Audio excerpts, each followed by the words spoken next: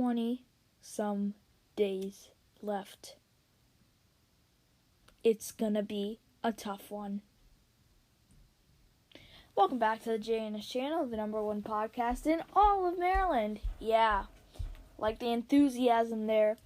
2024 election is on. Let's talk right about it because today's episode is just about voting. Decision 2024 is on.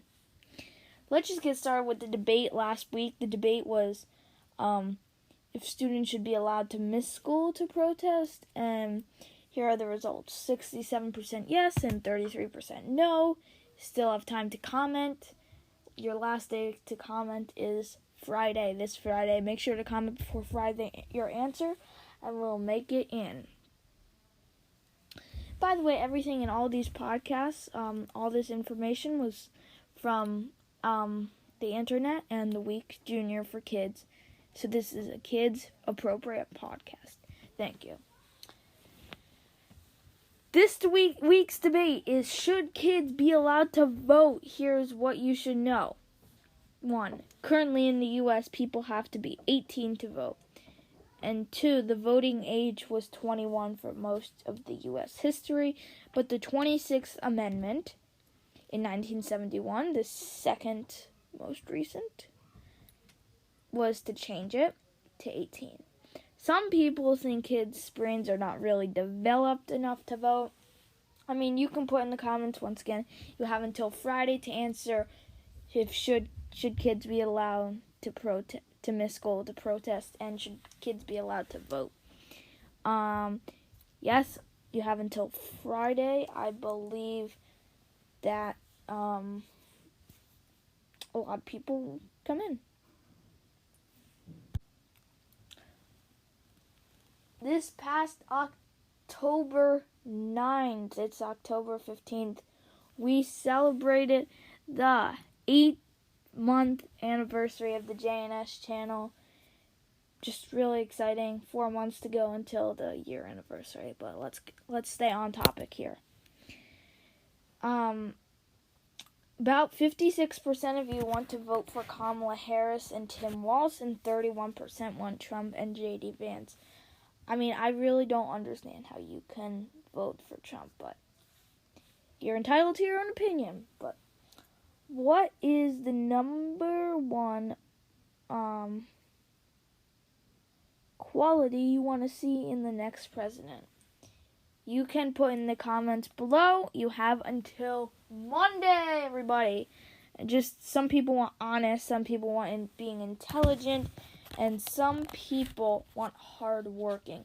We did list those from most popular to least popular. So let's talk a little bit about how America picks its president. So on November 5th, Americans will go to the polls to choose the next U.S. president. Now, some people already voted. You can do our early vote. Huge fan. Get your vote in. I personally like to do it in person to make sure my vote counts in there. So Americans will go into the polls to choose the next U.S. president. But like I said, many people have already voted. They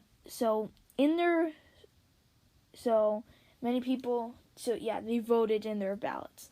But the process isn't that simple as checking off the candidate they want to win. Voters pick a president by name on the ballot, but they're not actually choosing that person that they're voting for. They're voting for members of the Electoral College. In 2020, though, the presidential election, Joe Biden won 306 electoral votes, and Donald Trump won 230. Very close election. Now, some people, when Trump was running in 2016, wanted to vote for Trump then, but now will not vote for Trump. And some people wanted to not want to vote for Trump then, but now they want to vote for Trump. And it's really interesting to see how people's minds, they just change over time. They get persuaded by different things. So our biggest number one question, I have to say, I mean, I added this question when I was a kid a lot, is what happens if it's a tie in the vote? So I do not have the answer. You find out for me, put it in the comments, and I will announce the winner as soon as possible. Yeah. So please, we encourage you to vote. The sooner the better.